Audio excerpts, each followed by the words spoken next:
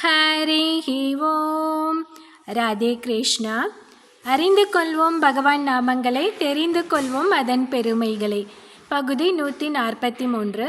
இந்த பகுதியில் 150வது திருநாமத்தை பார்க்க போகிறோம். இது விஷ்ணு சகஸ்ரநாமத்தின் 16வது ஸ்லோகத்தில் வருகிறது. ஸ்லோகம் 16.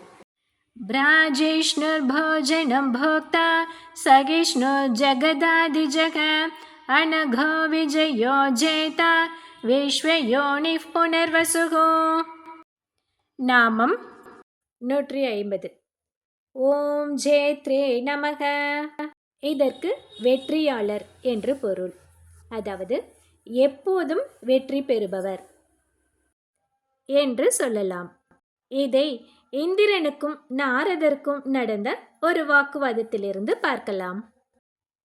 ஒரு சமயம் இந்திரனின் சபைக்கு நாரதர் சென்றபோது நாரதரை சீண்டி பார்க்கும் நோக்கில் இந்திரன், முக்கண்ணனான ருத்திரனுக்கு நிகரான தெய்வமில்லை என்று சொன்னான். அதை கேட்ட நாரதர், திருமாலுக்கு 3வது கண் இல்லாவிட்டாலும் அவர் அனைத்தையும் அறிந்தவர், அவருக்கு யாரும் நிகரில்லை என்று சொன்னார். ருத்திரனே வலிமையானவர் என்று மீண்டும் இந்திரன் சொன்னான். அதற்கு நாரதர், திருமாலை அனைத்திலும் வல்லவர் என்று சொன்னார். இப்படியே வாக்குவாதம் முற்றி போக, இந்திரா, நீ ருத்ரனிடம் சென்று திருமாலோடு போர் புரிய அவர் தயாரா என்று கேள் என்று சொன்னார் நாரதர். அதற்கு இந்திரன், ஆகா, இது நல்ல வாய்ப்பு என்று சொல்லி உடனே டக்கென்று தேவலோகத்திலிருந்து புறப்பட்டு கைலாயத்திற்கு சென்றான். அங்கே இந்திரனை வரவேற்ற ருத்ரன், என்ன விஷயமாக வந்திருக்கிறாய் என்று கேட்டார். இந்திரனும் நடந்தவற்றையெல்லாம் சொல்லி, நீங்கள் திருமாலோடு போர் புரிய தயாரா என்று கேட்டான். அதற்கு ருத்ரன் சொன்னார், நான் எப்போதும் ராமநாமத்தை ஜபம் செய்து கொண்டிருக்கிறேன், நான் எப்படி திருமாலை எதிர்த்து போர் புரிய முடியும்? அது முறையல்லவே என்று சொன்னார். ஆனாலும் இந்திரன் விடவில்லை. உங்களை நம்பி நான் நாரதரிடம் வாக்களித்து விட்டேன், தயவு செய்து எனக்காக நீங்கள் போர் புரிய வேண்டும், வாருங்கள் என்று மன்றாடினான்.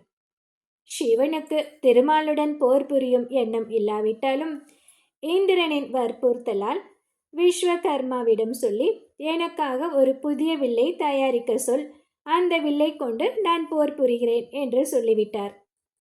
விஸ்வகர்மாவும் தனது மந்திர பலத்தால் ஒரு பெரிய வில்லை தயாரித்தார்.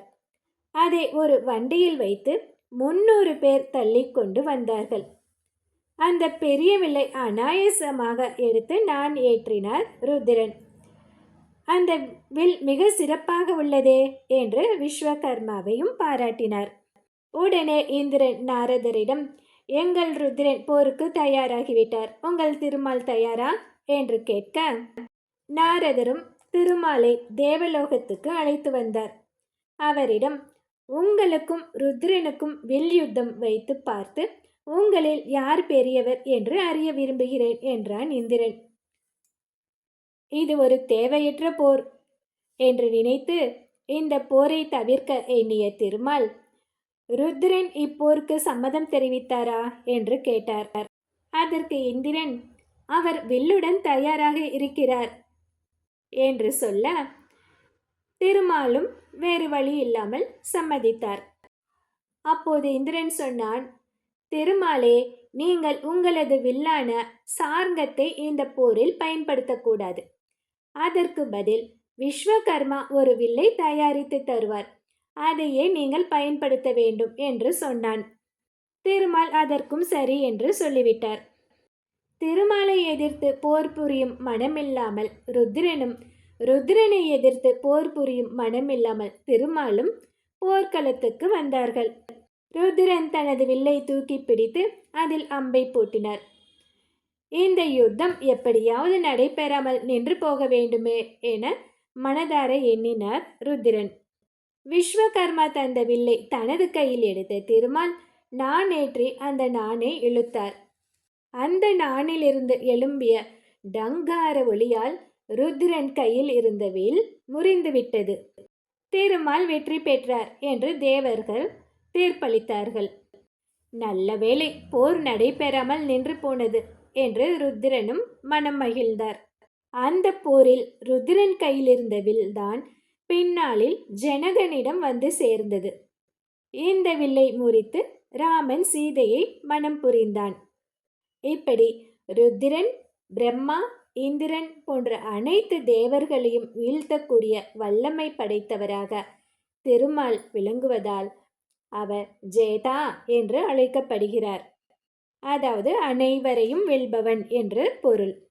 இந்த 150வது திருநாமத்தை தினமும் சொல்லி வந்தால் நாம் நம்முடைய வாழ்வில் எதிர்கொள்ளும் எல்லா செயல்களிலும் வெற்றி பெறும்படி திருமால் அருள் புரிவார்.